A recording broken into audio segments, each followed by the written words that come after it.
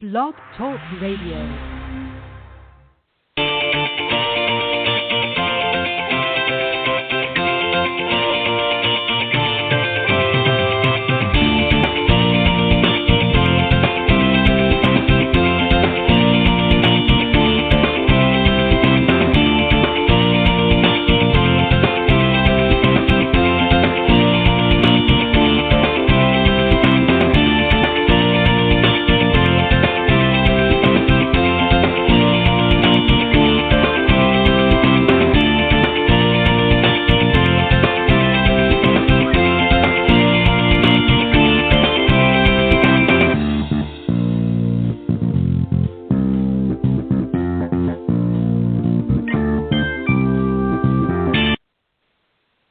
All right, good morning, everybody, and welcome to the Women of Golf. I'm your host, Ted Odorico, and joining me, of course, is one of the hardest-working ladies in the golf business, LPGA professional Cindy Miller. Cindy, welcome back to Women of Golf. Good morning, Ted. It's nice to be here. How are you? I'm doing well, Cindy. Here we are in another month. It's hard to believe. I don't know where this year's going, but we're already in the month of June, and it just seems the dates are slipping. The dates are slipping by. Cindy, of course, has managed to make her way over to Philadelphia. Cindy, what are you doing in Philadelphia this lovely Tuesday morning? Well, I am in Philadelphia for the ACE Group Women's National Leadership Conference. So ACE Insurance, I'm at the ACE Club in Philadelphia, where we will be helping 75 women learn how to play golf and use it as a business tool. And then tonight we're doing a workshop called Improve Your Team from the Inside Out. Wow, fantastic. 75 more great ladies coming into the game and going to use that as a business tool. What a fantastic thing. And Cindy, you're hopping all over the place. Last weekend, of course, this past weekend that just went by, of course, you were at the Jim Kelly Charity Golf Classic. And we're going to talk a little bit about that later, but you've obviously known Jim Kelly for a while, and he's a great former, retired now, of course, NFL football player for the Buffalo Bills. Yes, he is. He is. He's a great ambassador to help children. I was with lots of fun football stars, Andre Reed and C.J. Spiller and Reuben Brown, but we can talk about that a little later. Yep. Yeah, we'll do that. We got a great part 4 of Cindy's series, Own Your Game. We're going to get into that in just a minute here, but let me just remind everybody, Cindy, real quick, that we are live every Tuesday morning here at 9 a.m. Eastern Time on blogtalkradio.com, and all you need to do is just visit www.blogtalkradio.com / and you can either type in Women of Golf, and it'll take you right to the link, or if you're surfing around there, and you can just go up into the search key and type in Women of Golf, and that will also bring you there. Or as I said, we're live on Blog Talk Radio right now, and if you want to speak or call in during the live broadcast and talk with Cindy and I or any of the guests that we have on throughout the weeks, you can do so by calling area code 347-945-5855. And at any time, you can also email questions into the program or comments if you want, or maybe there's somebody that's in the golf business that you want to, maybe you'd like to hear as a guest on here. You can certainly let us know, and we'll search them out and do our best to get them on here. But you can do that at womenofgolf@gmail.com. And, of course, Cindy, as I said, we've been doing for the last few weeks a really great series that she's put together called Own Your Game. And we've been going through the first 3 parts of it, and we're into part 4 already. And I'm really excited because I think this is really kind of getting to some of the meat and potatoes of Own Your Game here. And we're going to talk about that here in just a second. And as Cindy mentioned a little bit later on, we're going to talk a little bit about her time at the 28th Annual Jim Kelly Celebrity Classic, which benefits, of course, the Kelly for Kids Foundation. We'll talk a little bit about that just before we close out the show. But anyway, Cindy, let's get right into Own Your Game, part 4. And this one starts out really talking about the left and right parts of the brain and what sort of function. Let me just read this out, Cindy, and then I'll get you to expand a little bit more. Balance is, of course, very important in the game of golf. It requires mathematical skills, club distance knowledge, temperature and wind control, as well as how to figure out the playable yardages of a shot. When you're calculating all these measurements, your left brain, of course, is doing the work here. And once you have done your calculations, the right brain needs to visualize the shot you have chosen, and it does the work in executing the shot. If you have trouble transferring either from the left to the right brain, you'll have challenges on the course. And here's, of course, we're going to get into a list of what her process is as she gets ready to play a shot. So, Cindy, talk a little bit more about the importance of the connection between the left and right brain. Well, it's very important, and I think that sometimes my students or golfers in general stay on either the left or the right brain, and they don't have the balance needed to perform the shot correctly, and therefore they mess up the shot. Example being, when we go do our boot camps, a lot of times people are very unaware of the fact that the temperature, say if it's 40 or 50 degrees outside, the temperature is going to affect the flight of the golf ball. And right. Another example might be the yardage. We can walk up to a yardage marker if you don't have a distance, laser, and see that you're at the 150-yard marker, and they think it's 150 yards to the hole, when in fact the pin might be at the back of the green. Mm-hmm. So they're not aware that they need to add yardage to get to the pin. Right. They're not aware that it might be uphill. If it's 150 and the pin's back, it's now 160. Now, if you're uphill, it can be 170. And then if you're against the wind, it can be 185, even though you're at the 150 marker. Right. So then they might take the wrong club. Right, and I think a lot of people fall into that trap. And so really, essentially what you're saying is the left side of our brain sort of does all the calculations and gets everything ready, and the right brain sort of takes over at that point, or should take over, and executes, processes and executes the shot that we need to play some better golf, correct? Yes, and I don't think that casual weekend golfers, again, I'm not putting everybody in this tile, but if you wanted to really own your game and get better at golf, you need to embrace what you might be missing. And again, I've never met anyone who tried to miss it on purpose, so we know you're not trying to screw this up, but where could you be missing something? And that's why I wanted to have this segment in, because I think it's very important to make people aware that the raw yardage isn't always the raw yardage. Now, once you get the raw yardage, you also need to know how far you hit the clubs. So, as we discussed last week, you need to practice enough to know how far you fly the ball with each club, and maybe make a chart up for yourself. Example being, yesterday there was a par 3 at the tournament that was 173. Well, the wind was howling against us. Well, that 173 was playing 195. Yeah. So the guys I was playing with, I'll just use it. I said, it's not enough club. You got to go up more. No. And these guys can hit the ball 280 yards. So, again, I just smiled as they hit the right club, and they said, whoa, you're right. And I said, well, yeah, because I've done this enough to realize I've made the mistake, I guess we could say. So once we've made the mistake, some people aren't very good at judging what their shot does either. So sometimes they say, I just hit that too hard. No, you hit it thin. You almost topped it, and that's why it went too far. Right, and I think, and just to sort of clarify, because I don't want any of the listeners to get confused by this and think that it's some great complicating, that you have to be a mathematical genius in order to do what we're talking about.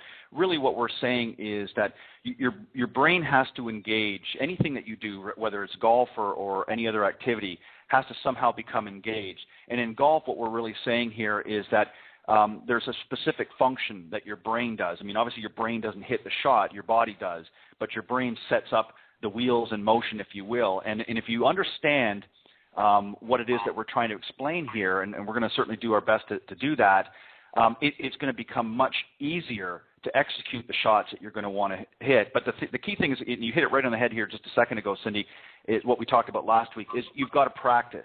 This isn't just going to come naturally. You have to get out there and practice and sort of and essentially own your game. And the best way to do that is go out in the practice tee or work with a teacher professional that can help you sort some of these things out. And it's actually very simple once you have the tools and the knowledge. but we're going to talk about that as well. But Cindy, let's talk about some of the calculations here and some of the things that we're going to do. And I'm just going to read out a few, and then we're going to go back and sort of break them down. Obviously, we need to inspect the options, understand what it is that we're facing. You mentioned yardage and wind, temperature, what's the lie, that sort of thing. And then you have one here which has kind of piqued my interest, acknowledge stupid, avoid it. We're going to talk about that in a second. But let's start with the first couple here first. Talk about inspecting the options. How do we weigh out the options? Well, I'm going to back up for 1 second just to make the Sure. listeners not confuse the listeners. So there's 3 parts to this. The calculations, your pre-shot routine, and your swing or the shot. So there's 3 parts when you get ready to hit any golf shot. And the first is calculation, second is pre-shot routine, and third is swing or shot execution. So inspecting the options, when you walk up to a shot, it's a new opportunity or challenge. That's what you get to do for 18 holes. Each shot is a challenge. Right. So you look and say, okay, what do we got here? Well, we've got 92 yards to the pin. You know, we've got a bunker in front. We've got a green that's hard. You know, okay, well, what's it going to play like? And that goes into the second step here is what's the yardage? It's 93, or I think I said 93 yards to the pin. Yeah. Well, if the bunker's in front, how far is it from the front of the green to the pin? Yeah. Because if it's only 5 yards, then the pin yardage is not going to matter. Okay, so let's put that in the back of our head. So let's say the wind's in front of us. Well, how much is the wind blowing? Every 10 miles an hour is a club. So let's say it's blowing 10. So now we've got 103 to the pin. And right. It's 75 degrees, so the temperature is not going to matter. And we've got a great lie. Okay? So now we've got 103 to the pin. Now, acknowledge stupid. What does that mean? Well, in all my time of trying to improve myself, what I've learned is that your brain does not hear a negative. So when you say to yourself, don't hit it in the bunker, you jerk, your brain hears, hit it in the bunker, you jerk. Yeah. So we don't want to give your brain or the control tower any power over what you're going to do. We don't want to program it to do something stupid. So we would look at this shot and your options and say, okay, the bunker's in the front of the green. It's 5 yards past the bunker to the pin. So stupid would hit it in the bunker. And so we're going to avoid the bunker at all costs. But we don't give it any power over us, if you will. So we now say to ourselves, I'm not sure that I can hit this shot 103 yards perfectly every time. And I realize that she who misses it best without getting kicked off wins. So I am now playing this shot as if it's 115 yards. Right. Because I can hit this shot far and be fine.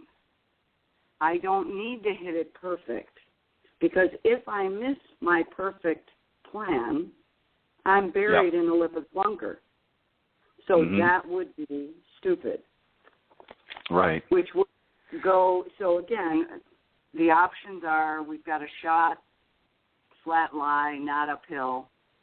It's up 93 yards. The wind's blowing 10 miles an hour in our face. It's playing 103 to the pin. It's 75 degrees. I've got a great lie. Stupid is short. I'm playing this now. The 103 yards is like 115 to 120. Right. So then you choose, the next step is choose your shot that you have a 50% chance of pulling it off.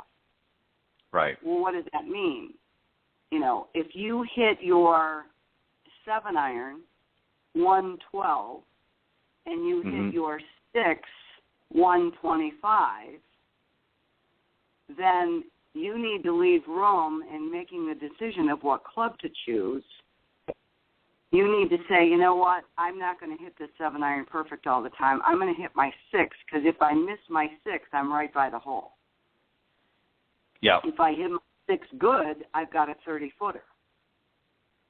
So that's how you choose your shot correctly.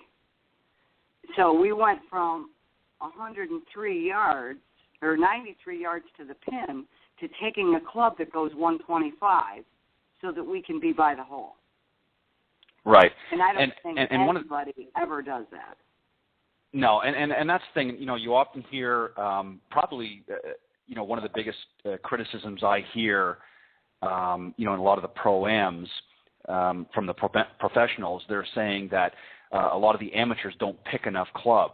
And just like you were indicating a little earlier with the gentleman that you were playing with, this past weekend, when they were faced with a situation, they didn't think they needed more club, but once you sort of explained it to them and they made their selection, they obviously recognized that you were right. Cindy, I want to ask you one thing here. You and I understand this a little bit better than most, but for the sort of the average golfer out there that doesn't understand, how does temperature affect that decision? If ever all the other factors are aligned, maybe you can just very quickly explain how a big change in temperature can affect some of that decision. Well, the hotter it is, the farther the ball goes, and scientifically, I have no idea why. I just know that that's a fact because of all my experience. Maybe you know why, but I can tell you that if it's cold, the ball does not carry as far because it doesn't compress as much, and therefore you have to take more club. In the spring in Buffalo, I can tell you that, you come out from hibernation and you go to play golf and you think, holy cow, I just lost 30 yards in the winter because I'm so much older now. And it's really not the fact that you're old and you can't hit the ball anywhere. It's just the fact that it's so much colder and it just doesn't travel as far. Right. Yeah. Let me just expand a little bit on that as well. Obviously, I don't know all the scientific facts about it either, but Cindy's exactly right on that. And I know from living up north in the past, that very same scenario coming out of winter hibernation and losing quite a bit of yardage. And I couldn't understand, especially at the close of the season, the previous season, I was hitting it so great and getting some great distance. And now all of a sudden, 20, 30 yards later, I'm scratching my head saying, what happened between September, October of last year and, April, May of this year? What happened to the yardage? But that's right. The temperature does. And the reason why I said I want to make sure people understand this, Cindy's scenario, she talked about, around 75 degrees. Obviously if it's 80 degrees or 70 degrees, you're not going to notice a difference. But if you were playing, let's say, a 20 or 30 degree difference, you may notice, especially if it's a cooler temperature, you're going to certainly notice more difference. If it's 80, 85 degrees, again, you may not see a lot of difference in what the ball does, but certainly if it's in a colder climate, you are certainly going to lose some distance on that because the ball does not compress as well in a colder climate. So that's something to consider for you playing up in the Northeast, particularly right now where it's still coming out of a winter thaw. You're going to lose a little bit of yardage, but as the season progresses, you're going to gain some of that back. But I just wanted to point that out, Cindy, because I don't think a lot of people, especially some of the high handicap amateurs and that, don't really understand how temperature can affect the ball flight. Well, the other thing that can affect it is altitude. Right. Yeah, and altitude as well. Obviously, that's why a lot of times when you hear the pros playing out in the desert down in over in Phoenix or in Vegas, that area, a lot of times you'll hear them talk about that as well, especially when they get up into higher elevations. That's going to affect it as well, as it does your breathing. Your breathing changes as well when you're in a higher elevation. But so there's a lot of factors here in calculating. That's, of course, where the left brain comes in, right? Correct. So once you do your calculations and you inspect your options, you get the yardage, the wind, you acknowledge stupid, you choose, do I have a 50% chance at, pulling this shot off, you pick your club. Once you pick your club, you then would go into the next stage or process, which is your pre-shot routine. So you walk behind the ball. If you watch tour players, each tour player has their own individual pre-shot routine. When Alan played on tour, I could spot players from 3 holes away just from their mannerisms and how they walk into the ball. I may not be able to see the person, but I would know who the player was just by their pre-shot routine. So once you walk behind the ball, you're probably going to visualize the shot, which now we're starting to pull in our right brain to create the shot rather than our left brain getting all the numbers. You walk behind the ball, I waggle the club. I'm trying to feel. So again, a visualization and a feel is more right brain than left brain. Left brain is more thinking rather than feeling and visualizing. So I'll walk behind the ball, I'll visualize my shot, I'll waggle the club a few times just to feel, and then I pick out an intermediate target with where I want the ball to start. Now, when you walk into the ball, it's really important. A lot of people aim incorrectly. They aim their body at the target. I'll see people on the range put a club over their shoulders or their hips or across their middle. And they'll aim themselves at the target. Well, what they don't realize is then the ball will be parallel to the right of where they're aiming. So you never want to aim your body at the target. You always want to aim your face at the target. If you do that and you aim your body at the target, what's going to happen is your subconscious mind will be very aware of what you're doing, and it will help you and teach you how to yank or pull the ball back online.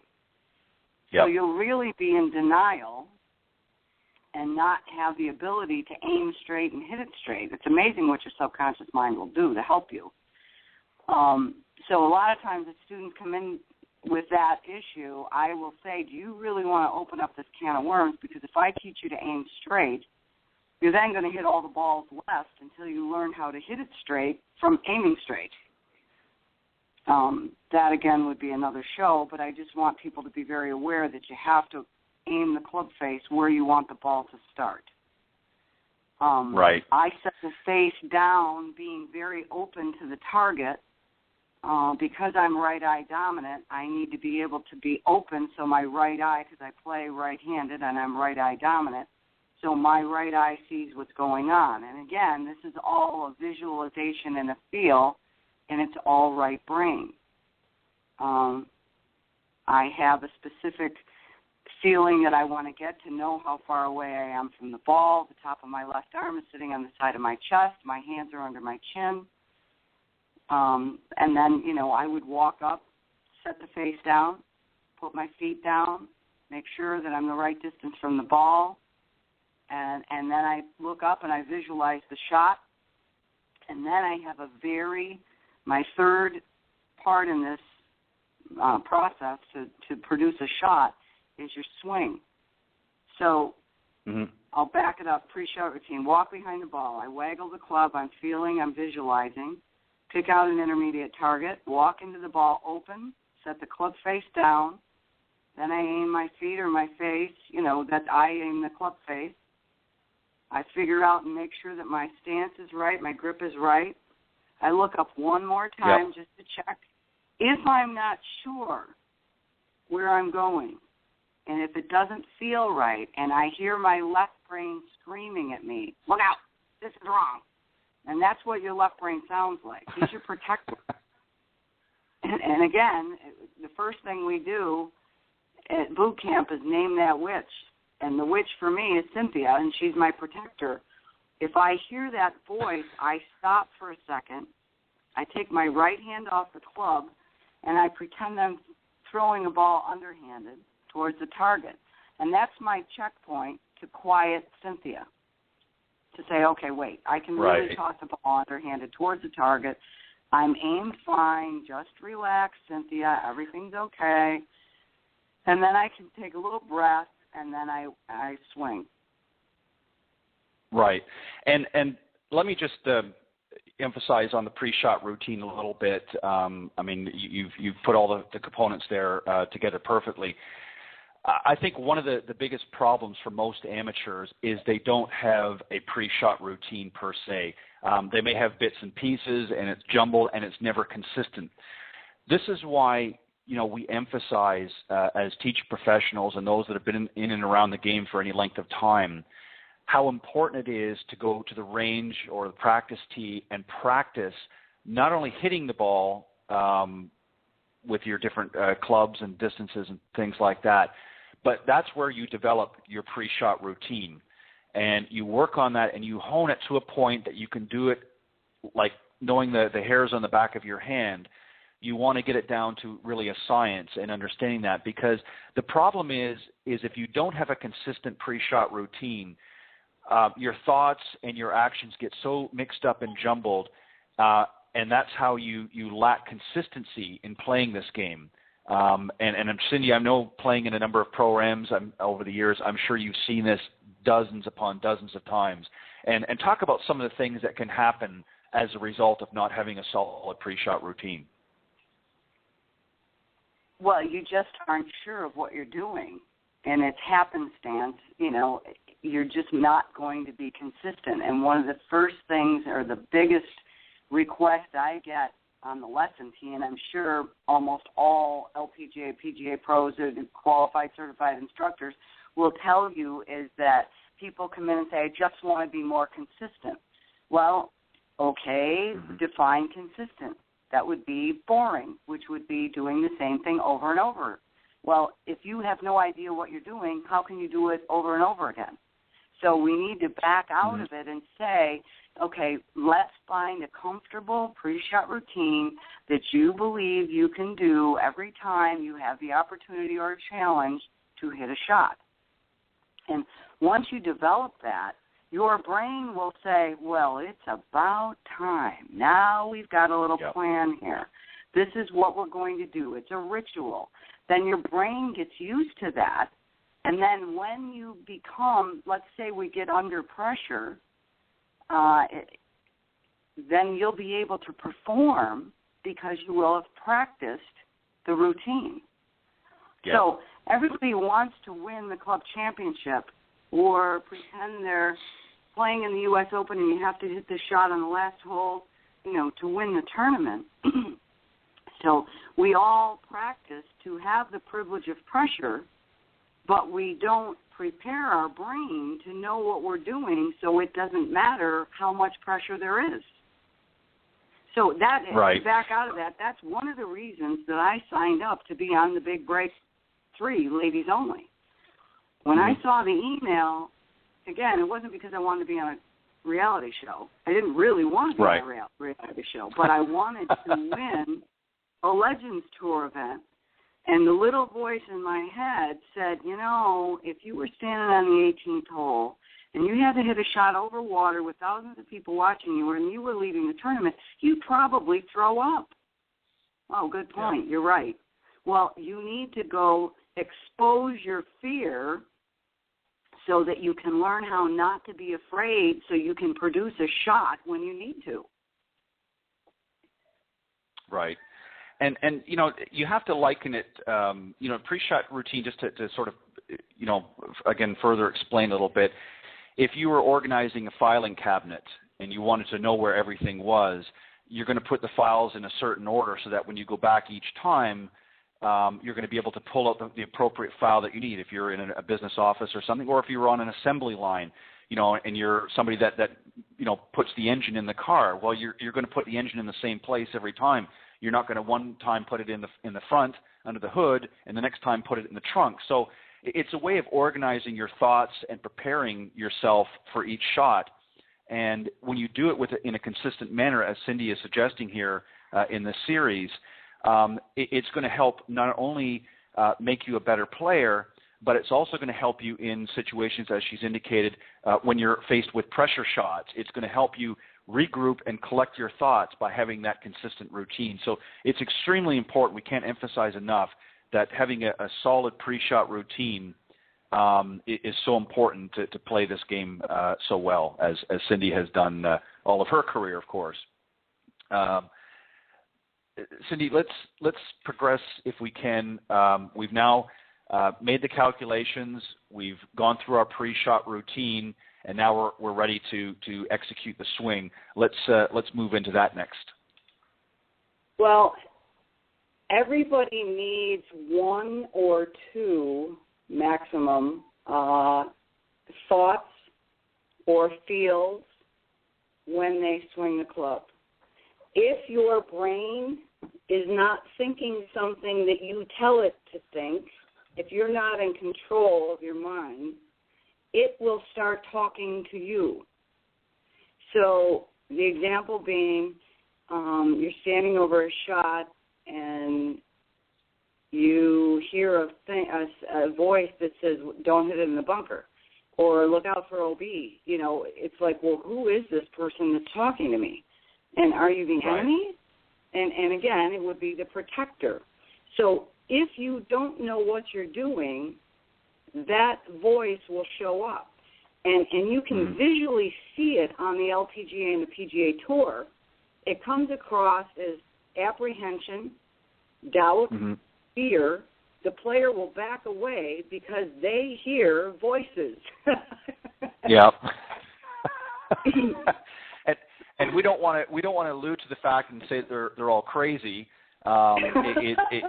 You know, and start everybody getting worried that all of the professional golfers are all nuts or something. But no, that's a great point, because we've all seen this at time to time. You'll see a player step up. He'll have a shot maybe over a lake or something to the 18th green, and suddenly he or she will back away from the shot, and sometimes it can be several times.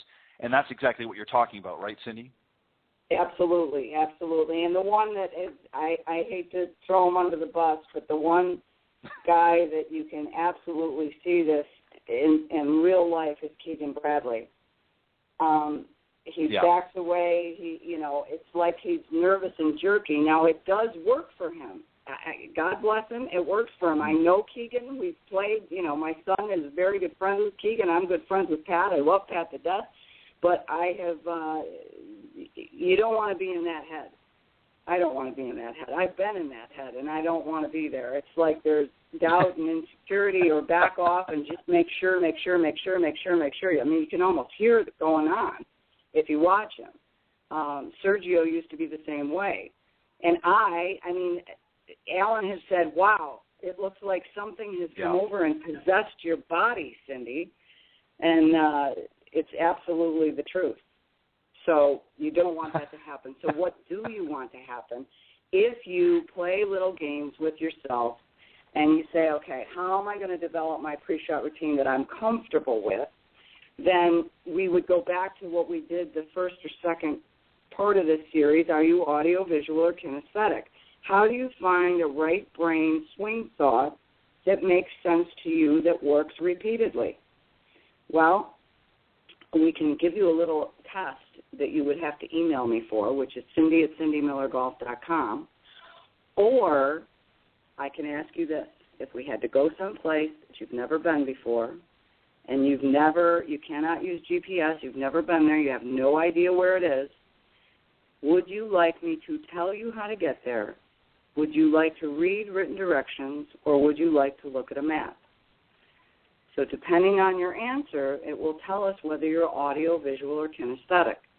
So if you say to me, I want you to tell me how to get there, you would be an auditory learner. If you say, I want to see a map, you would be a visual learner. And if you say, I want to read written directions, you would be a feel or a kinesthetic learner. So depending on the type learner you are, okay, I happen to be a visual and an auditory learner. I played an instrument for a long time. I love mantras. So my visual is I'm spiked to a pole from my chest, which is a sick visual, but it works for me because I don't want to sway. Right. I tend to try to take it back too far because I want to hit it further. And my little Cynthia tries to pound it, and you can't do that. So I'm spiked to a pole so I don't sway. And then I have this little, it's probably a mantra and a feel all in one. I swing it back, and I feel like I'm holding a piece of pizza. I let my hip go, and I toss underhanded or throw. Yep. So those are my swing thoughts when I get ready to hit a shot. I am paying attention to what I'm doing with the task at hand while I'm doing it. The present moment. Right. Right. And that's again is so important. I think that, everybody has to sort of, and it's what might work for you may not necessarily work for somebody else. So you have to sort of have your own. And again, as you indicated earlier on, you just maybe one or two. You don't want to get, with 5 or 10, different swing thoughts, because then you just your mind gets so jumbled up and boxed down that then it just becomes impossible to execute a good shot. So just one or two thoughts like you've just done there is really all somebody needs, but it has to be something that they can relate to and that works for them. So, and that's part of, again, building that pre-shoot shot routine and then getting ready to execute the swing. What are some things that Cindy, that you think, again, that a lot of amateurs that you've seen in your experience, and even sometimes yourself, do when they get to this stage? Well, they appear not to have any process. And they just walk up and hit. And most times, a lot of them don't even look to where they're aiming. So it's so funny to me that they get mad about the results of where the shot goes when they really didn't even aim the club face at the target. Once they walk into the ball, they don't even look up again to be sure that they're aimed at the target. So they could be aimed 50 yards to the right of the target. They hit the ball 50 yards to the right of the target, and they go, and they're upset. But they're not aware that they didn't even look to see where they were going. Right. Right, exactly. And again, that's something that we can't emphasize enough. This is why it is so important. And we realize that in this day and age, time restraints, can put a restraint on the average person. We don't have as much time maybe to do some of the things that we would like to. But if you truly want to be a better golfer, even if it's just, a weekend warrior, you have to be willing to put some time in. Again, it's going to depend, as Cindy talked about in the first part of the series, you have to decide what type of player you want to be. Whether you want to be just an occasional player or whether you want to be someone that's going to be a little more competitive, or you're playing in different corporate or charity events or what have you. You have to decide what it is that you want to, what type of player you want to be. And once you've done that, that's certainly going to dictate the process. But even, for those occasional golfers, I think it's still important, to establish some of the things that we've talked about here in this series, mainly because I think once you start to incorporate some of these things into your game and you become a better player, suddenly you might not want to just play on the weekend. Suddenly now you want to be a little bit more assertive and you want to be a little bit more aggressive and play more frequently. And it becomes a more enjoyable game. And there's just so many things that if you're doing right, this game can be a whole lot of fun. And that's why we want to bring this to you, and Cindy wants to bring this to you in the series. And Cindy, there's some questions that the listeners need to sort of ask themselves, and why don't you walk us through those, and then we'll talk about exposing the fear. Well, I can tell you that if you invested in 2 one-hour lessons and you knew what you wanted and said, look, I need to be able to hit the ball straight down the fairway so that I don't embarrass myself in a charity golf event, and I need a plan and a process to do so, I absolutely guarantee you that I could help you do that. And I would bet that 95% of the qualified teaching professionals in the country could help you. So if you said, look, I need to develop a process and a pre-shot routine that I can be comfortable with and have a little bit of confidence and certainty that I can hit the ball straight down the middle of the fairway. It doesn't have to be far, but it has to be straight, that you could do that in 2 one-hour lessons. And if not, choose golf pros. Right, exactly. And that's part of the process as well. You want to choose somebody, first and foremost, that you're comfortable with, and most importantly, you want somebody that's listening to what it is that you want, and not sort of instilling. And as Cindy indicated, certainly the majority of them out there are there to help you and are going to do that. But you want to make sure that they're listening to your needs and not sort of imposing, a methodology, if you will, of their own doing. So you want to make sure that you choose that well. And if you happen to connect with somebody and it's not working, then you have options. There are many great professionals out there, both on the LPGA and PGA and other certifications that are out there as well. So choose wisely. And but Cindy, let's talk about some of the parts of exposing the fear. And you've got down here, when apprehension appears, doubt creeps in. With doubt comes uncertainty. With uncertainty comes fear. With fear comes lack of commitment. And with lack of commitment comes a bad swing. And, of course, with a bad swing comes a bad shot. If you're not aware of the doubt and learn to stop and handle it, and continued improvement is almost impossible. So what do we do to sort of expose the fear? What do we do to nobody, even the top professionals, don't completely overcome it, but there are little things that they do to help handle that better. Talk about that if you can. Well, the first thing you have to do is you have to be willing to look in the mirror. And you have to say, why do I do what I do? You have to answer the question, why? Why does the ball go where it goes? Well, do you have enough skill to know how far you hit the ball? So that would come back to, I have to invest time in practicing and learning how to play. Because, again, it depends on your level, and I don't want to lump everybody in one big pile here, because that's certainly not our mission here. But you have to stop and say, well, why am I not getting what I'm getting? Or what I want to get. I keep missing shots. For example, this tournament I played in Phoenix, I played terrible the first day, and I really felt like I was swinging pretty good. You'll hear that from guys. You'll hear that from PGA and LPGA tour players. How you playing? Well, I feel like I'm close. I'm really working on my game, right, and I feel like I'm close, but I'm just not getting the results. Well, they are very aware of what they're working on. So you have to invest and look in the mirror and say, what is it that I want to do? What do I want to accomplish? And why am I not getting it? So that goes back to when you go for a lesson, the first thing I ask somebody is, why are you here? Well, I want to fix my, I keep looking up. Well, no, that's what you think you're doing. That's because your committee of they has been telling you look up. What do you want to do with the ball? Well, I come over the top. No, tell me what you want the ball to do. Because, see, they don't even know that they can control the club that controls the ball. So it really goes back to the why. So if you're not sure what you want to do, you cannot be in control of what you're doing.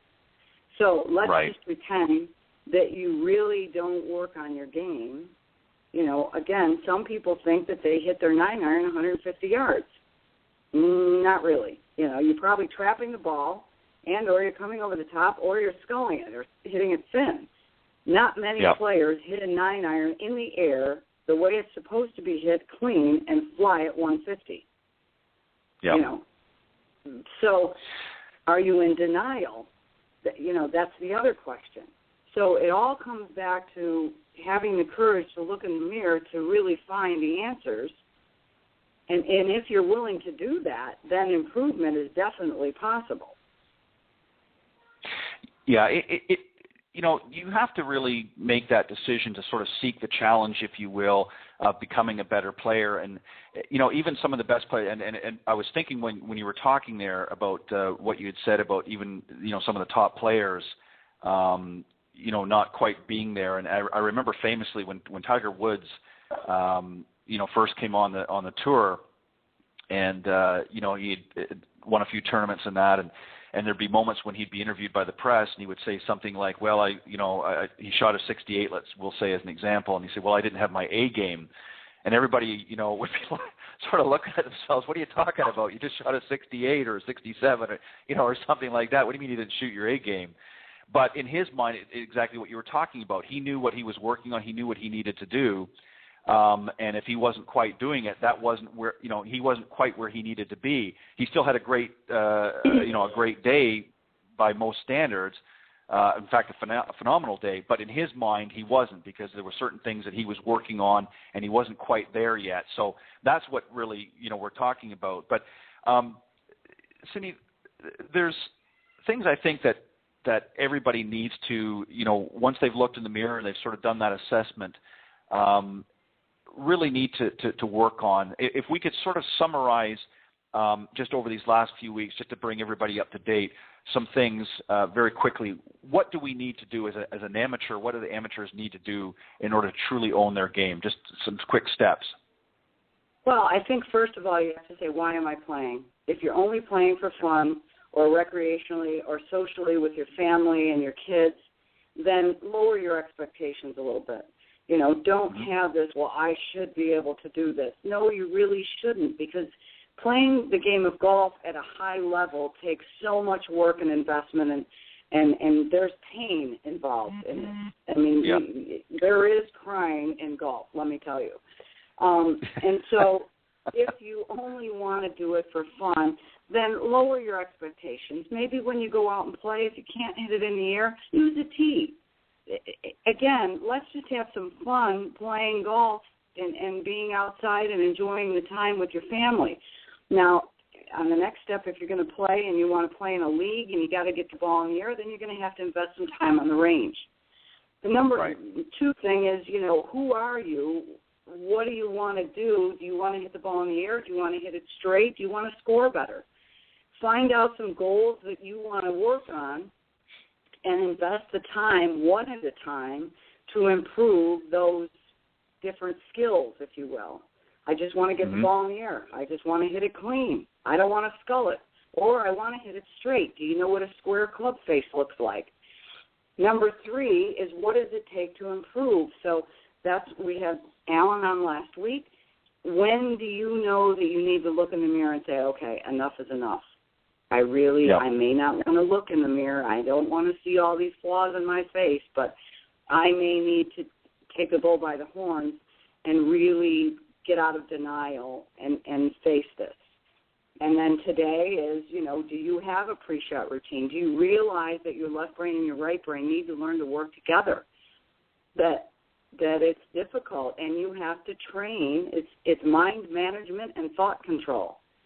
So those guys and gals on the tour, they make it look really easy, but they have worked at this.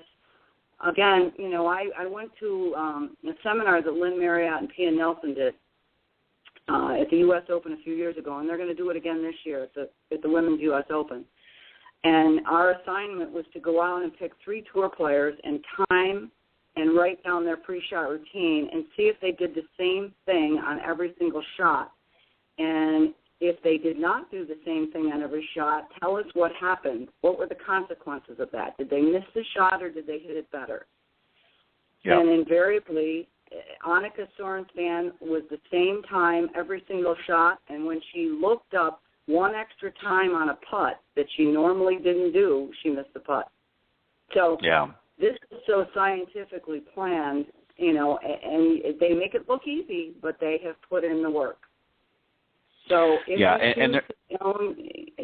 you choose to own your game, you really need to say, wow, how much better can I get? Well, we don't know, but let's sure try. Yeah, that's a great way to bring us up to speed. We can't emphasize enough, golf, as so many have said in the past, golf really mimics life in so many ways, because life is about preparing. When we're youngsters, we go to school, we get our education, and we have learning experiences along the way to prepare us for later in life. And it's the same thing when you're playing golf. When you're young, you get exposed to the game at some level, some earlier than others, of course, and you get exposed to certain things. And good exposure is certainly going to help make things a little bit easier, and that's why we've talked about getting together with a teacher professional and getting them to help guide you and steer you in the right direction. But really what they're doing is they're not there to tell you what to do. They're really there to unlock and open up the person that's inside and bring the best of you out. And that's what happens in life. And that's why so many people have said over the years that golf mimics life so much. So I want to thank, those of you listening in to Cindy Miller's series here. What a great series, and we're going to have more, of course, as the weeks go on. But Cindy, fantastic. I really enjoyed today's. I liked, as I said, getting into sort of the meat and the potatoes of things, and I know there's some more great stuff. So great job on putting this series together. Well, thank you. It's really fun. I've experienced it myself. That's why I'm able to share, because there is crying in golf, let me tell you. Yeah, well, we've all done it, that's for sure. Cindy, we've got a few minutes left here, and as we talked about in the beginning, and I'd mentioned you had participated in a tournament this past weekend, the Jim Kelly, Celebrity Classic, which he uses, of course, to benefit his foundation, the Kelly for Kids. And let me just, for those of you that I'm sure most of you know who Jim Kelly is, of course, Jim is retired from American football right now, but he was a quarterback in the NFL for the Buffalo Bills for a number of years. Of course, he's a Hall of Famer, and he's been running a charity now for a number of years. And let me just read a little bit here about his foundation. Of course, the mission statement for Kelly for Kids is committed to serving disadvantaged and disabled youth in Western New York through distribution of grant money and raised throughout the year. And the foundation, of course, after he retired, former quarterback of Buffalo Bills and Pro Football Hall of Famer, Jim Kelly decided to make Buffalo, New York a more permanent home. And when he arrived back in '86, he was not only focused on building a winning football team, which, of course, he was very successful during his tenure, but he was also determined to make a difference in the community, as he did by establishing the Kelly for Kids Foundation. What a great foundation that is. And you have, of course, you know Jim Kelly, and you participated in his tournament for a while now. Tell us a little bit about that and just how passionate he is as a person. Well, Jim and I both went to the University of Miami, so we're both Hurricanes, which I think was the beginning of our friendship.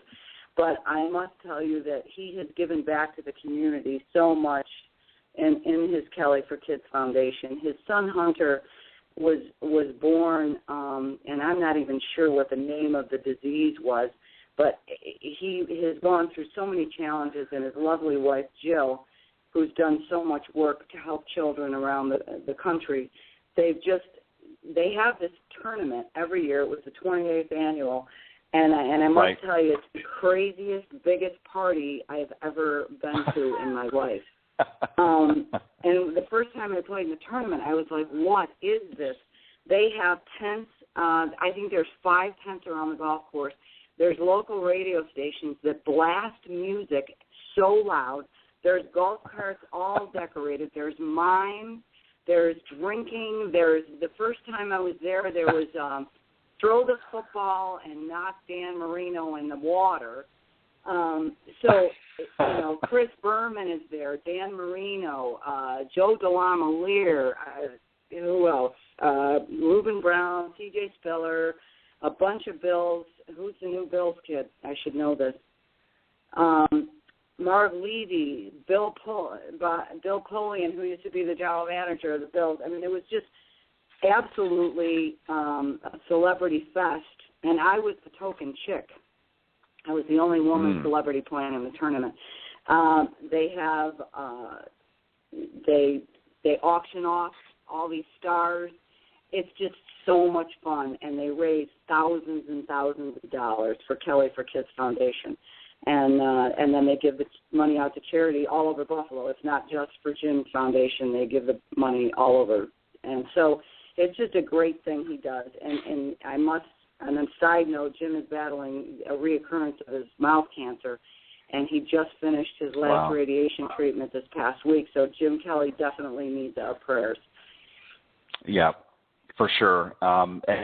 He has done, I'm just reading through here a little bit, and his foundation, of course, is distributed close to $4 million since its inception to many local charities, children's charities, just to name a few: Cradle Beach Camp, Kids Escaping Drugs, of course, and Jim's son's foundation, Hunter's Hope, just to name a few. But we certainly want to keep Jim Kelly in our thoughts and prayers, and we want to wish him well in a speedy recovery through this. I know it's a difficult battle, but we know that he's a champion, and we'll make it through. So we'll certainly keep him in our thoughts and prayers.